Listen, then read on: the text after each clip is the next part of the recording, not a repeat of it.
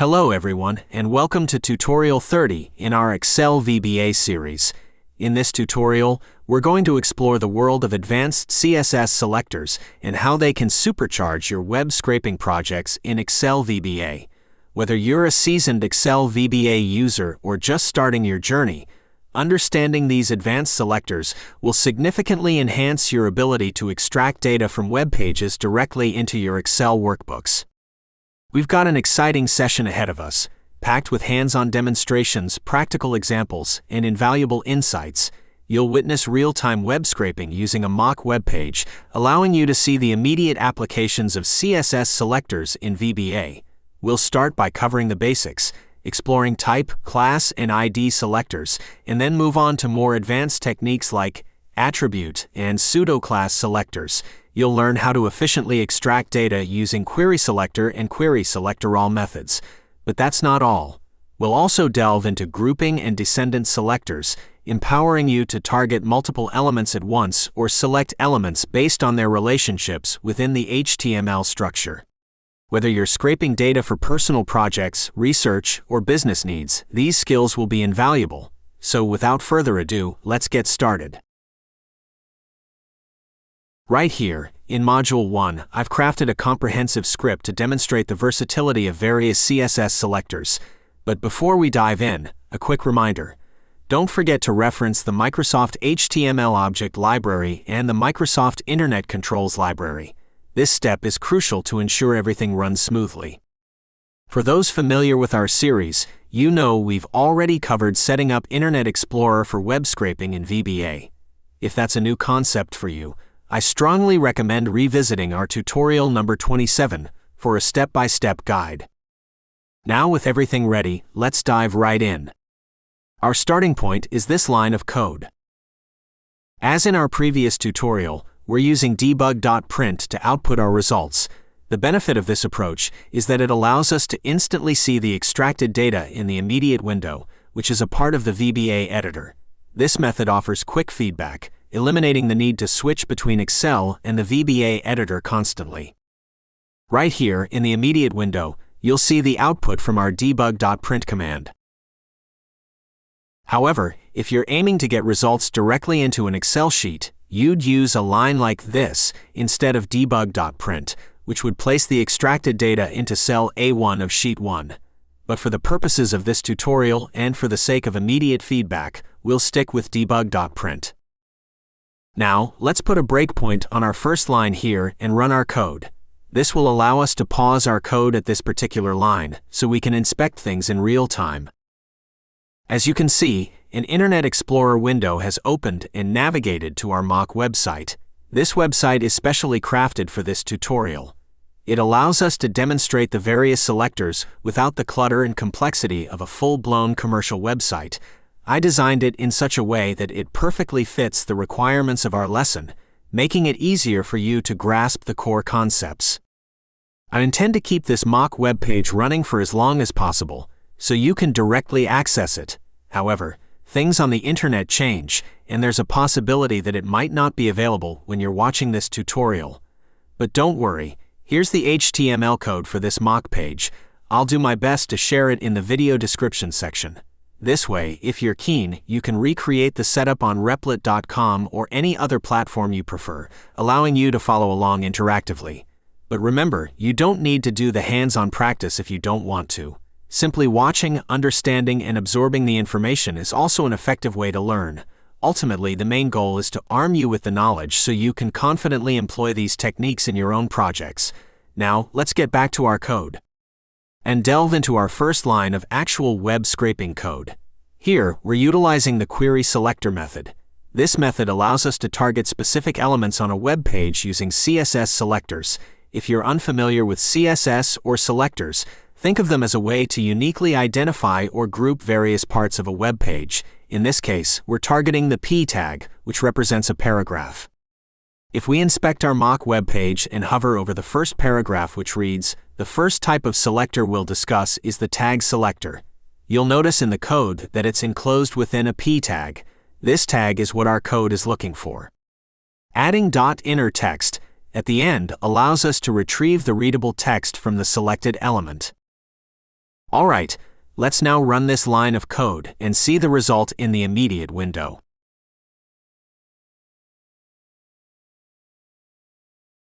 As you can see, the immediate window displays the text from the very first paragraph on our website. Now, it's crucial to understand that this method extracts text solely from the first p-tagged paragraph it comes across. If you're aiming for content from another paragraph, you'll need to get a bit more specific with your selectors, something we'll explore as we proceed. The next line of our code takes a slightly different approach. Here, we are introduced to the class selector. In the realm of CSS and HTML, elements can have various classes assigned to them for styling purposes. The dot at the beginning signifies that we're targeting a class. Let's head back to our mock web page. If we inspect the paragraph that reads, "This paragraph has a class named highlight," we'll find it enclosed within a p tag. However, this time you'll notice attribute named class with the value highlight. This class name is exactly what our VBA code is honing in on. If we let our code proceed, it'll capture the content of the paragraph with the class highlight and will present it in our immediate window. There you have it. The text within the paragraph that possesses the highlight class is now mirrored in our immediate window. Now, just a heads up, elements can have multiple classes, and classes can be assigned to multiple elements. It's essential to be precise in choosing your target. Using query selector with a class selector, much like with the tag selector, will get you the first occurrence of that class on the page. For extracting data from subsequent occurrences, we'll need to make use of a slightly different method, which we'll explore shortly. Let's keep the momentum going and delve deeper into selectors. Our next line introduces the ID selector. In HTML, the ID attribute of an element is meant to be unique within a page. This means that unlike classes which can be used multiple times on a page, an ID should appear only once, and here in this line of our code, the hash symbol indicates that we're targeting an ID. Let's navigate back to our mock website. If we inspect the portion that reads, "This div has a unique ID," we will locate it within a div tag. Highlighting this, we will discern attribute named ID, accompanied by the value unique box. This ID is the exact target of our current VBA instruction. Proceeding with our code execution, this line will extract the content of the div with the ID and display it in our immediate window. There it is, clear as day. The content from our unique div is now echoed in the immediate window. Remember, the primary advantage of using an ID selector is its unique nature. If you're certain about the uniqueness of an element's ID, you can quickly and precisely extract its content. Moving on to our next line. Here, we're venturing beyond extracting mere textual content and diving into retrieving the actual hyperlink, specifically the web address. But before we get into the explanation, let's first inspect our mock web page. See this link right here? Let's right-click and inspect it. As you can see, this is an anchor tag represented by the A element, and the href attribute is what stores the actual web address the link points to. Now back to our code line. Here we are using query selector all instead of the earlier query selector method. The query selector method, as we've seen, fetches the first element that matches the given criterion. On the other hand, query selector all is more encompassing, capturing all elements that fit the specified selector. By adding .item followed by 0 in parentheses, we indicate which item from that collection we wish to extract. In this case, the first one, since counting begins from 0 in coding. Although our mock website has just one link, imagine websites with numerous links. To extract, say, the third link, we'd change 0 to 2. Now for those of you who want a straightforward way to grab a lot of links quickly, here's a simplified approach. What we are doing here is setting up a loop that will iterate from 1 to 100, attempting to fetch up to 100 links. If the page has fewer than 100 links, our use of onErrorResumeNext ensures that the code doesn't crash. We then try to extract each link and place it directly into Excel. If a link doesn't exist for a specific iteration, no value gets written, and the loop simply moves on. After the loop concludes, we reset our error handling with onError go to 0. While this might not be the optimal approach for every situation, it's a handy, efficient method when you're uncertain about the exact number of links on a page. Moreover, this can be beneficial when you want to discern how many items exist or to identify a specific item, allowing you to later locate it exactly by adjusting the index value in parentheses.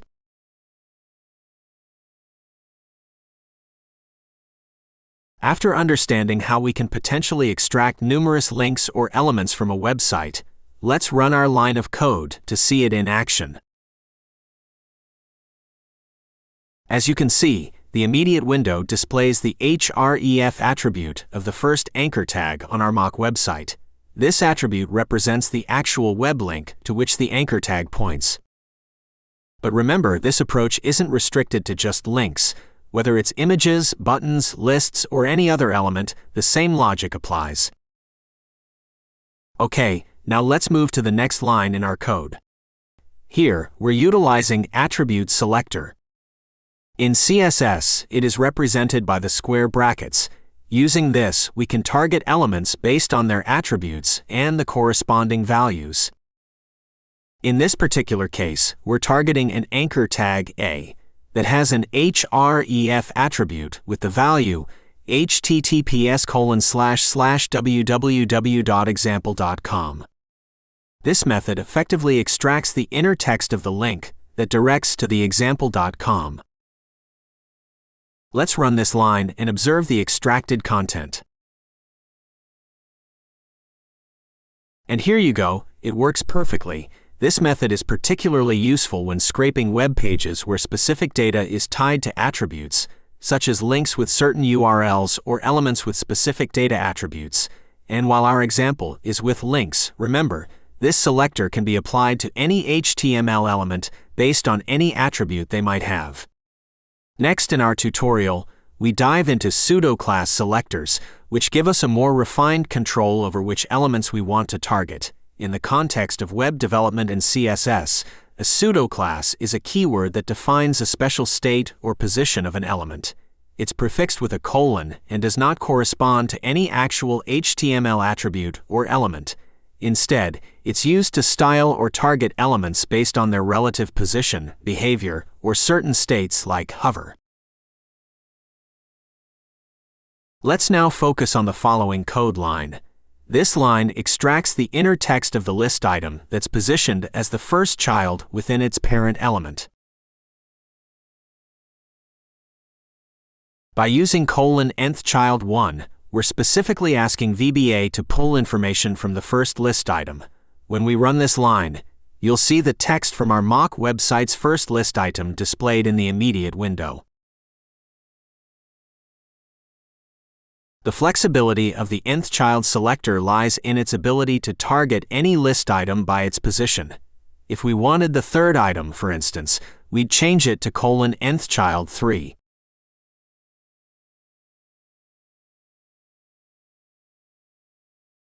Now look at the following line. This is another way to target the first child element of its parent.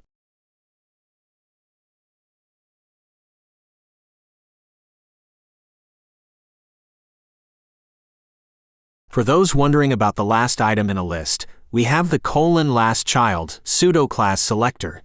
Using this line of code, we can extract the inner text of the last list item.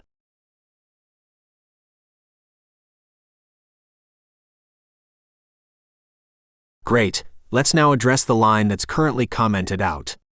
Here you can see :hover being used. The hover pseudo-class in CSS is used to select and style an element when it's being hovered over by the mouse pointer. This allows us to target specific elements during the brief moment they are being hovered over. It might seem that it's not possible to use the hover pseudo-class in Excel VBA. However, it is actually possible, especially in cases where we can control or predict when the line will be executed. For instance, by adding a 5-second wait function, we can ensure that we are hovering over the element at the exact time of execution. Alright, now watch closely. I will demonstrate how this works.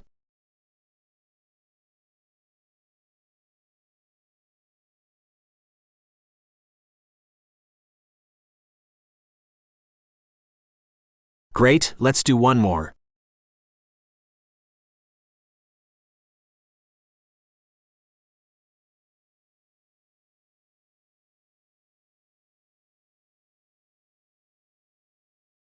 As you can see, it works seamlessly.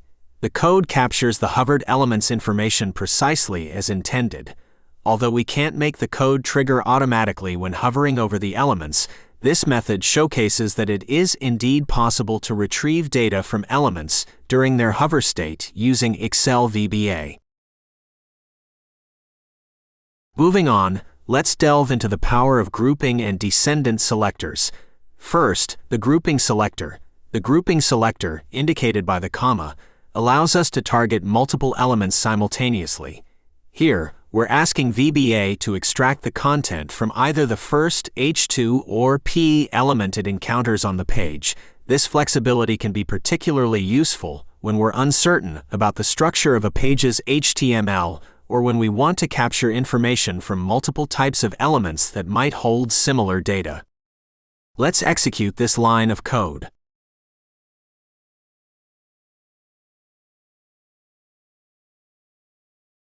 Great, it worked seamlessly. With that quick demonstration, you can see how versatile the grouping selector can be when targeting multiple elements.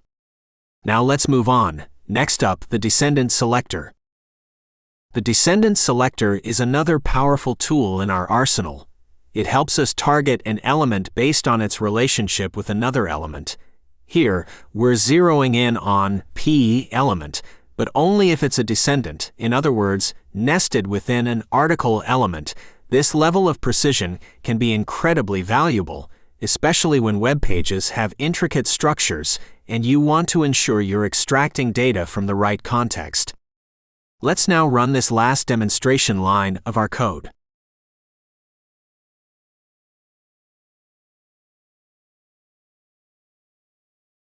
Perfect. As expected, the code executed flawlessly. The descendant selector has allowed us to hone in on specific element nested within other. This demonstrates the power and precision you can achieve with just a single line of code when leveraging these CSS selectors in VBA. As you delve deeper into web scraping with VBA, mastering these advanced selectors becomes an invaluable skill. They provide the precision and flexibility to navigate through even the most complex web pages. I hope that the techniques shared in this video have equipped you to better understand and extract content from diverse websites. Remember, the key is understanding the structure of a page's HTML and knowing which selector to use for your desired outcome. I encourage you to experiment and apply what you've learned to different scenarios. Thank you for watching. If you found this video helpful, please give it a thumbs up or drop a comment, and don't forget to subscribe for more tutorials.